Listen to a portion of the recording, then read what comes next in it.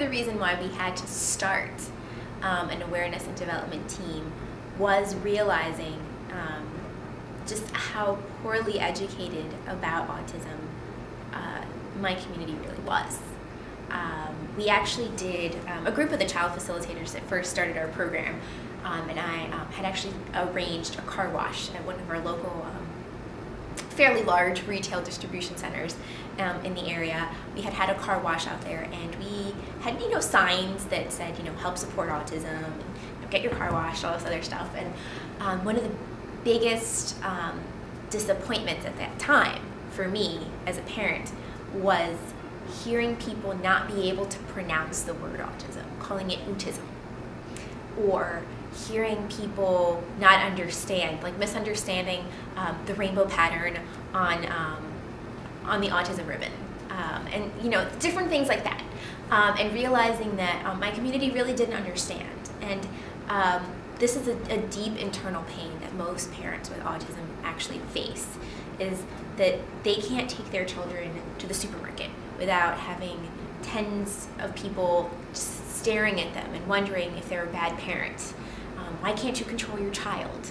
And really, it's not anything like that. It's not that they can't control their child. Their child is just in a place where they're just immensely distracted, and you really need to almost empathize with this parent, because they just have a child that just can't process all the information that's going around in their environment.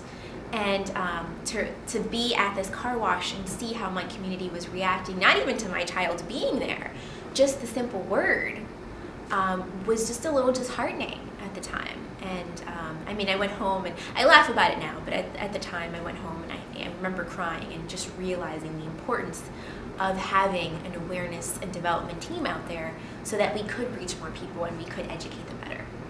After it's all said and done, there is really a lot of great things that we do at the Tommy Foundation, between the research, child facilitation, the awareness and development. However, one of the most amazing things about the Tommy Foundation is that we receive absolutely no public funding. We never have. In fact, all of our money has come from private individuals who have seen the work that we've done and say, hey, that's great. That's something that I can support. And so we haven't really gone out there. We haven't gotten any government grants or anything like that. One of the things that we find is that when you get grants like that, you lose a lot of your independence. And that's something we're really strongly pushing for. We've seen it actually happen with other nonprofit foundations that work with autism. They've kind of lost their way in terms of supporting any one particular avenue for autism because they've accepted so much money. They have to give into a lot of big interests. And so one of the things that we've done is that we have really kept a low profile in terms of that kind of funding and really rely on private individuals to support everything that we do. Well, I'm the Director of Development for the Tommy Foundation, which means that I'm just most involved in trying to get the word out there about autism, starting in the Lancaster community and the Franklin and Marshall community, trying to raise awareness, trying to make people open their eyes to how large this topic is and how many people it's affecting. Well, just recently, in the fall of 2007, we had a 5-kilometer walk for autism.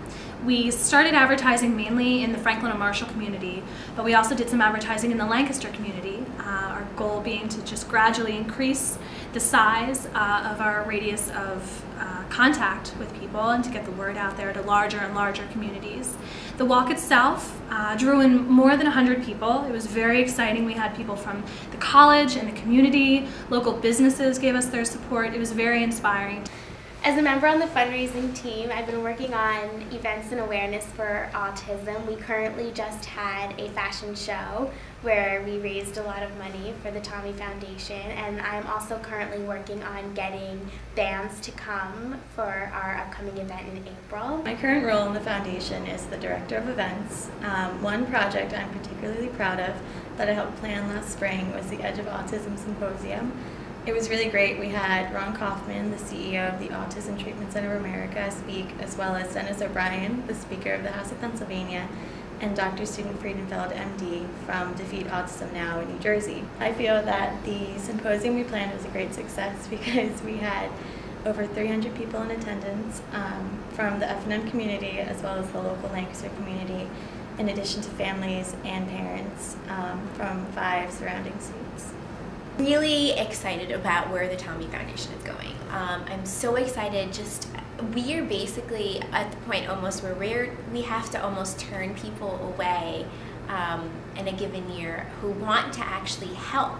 Although we haven't, we usually try to find a spot for them, but we are almost at that point where in a given basically semester, we are actually turning some people away because of the fact that we just have so much interest in either working directly with kids or conducting research or helping out and going out and doing some of these educational PEPs in our local community.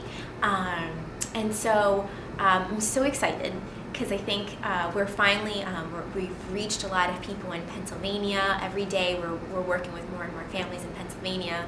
We've reached some families now in New Jersey, some in Maryland. So I'm really, really excited.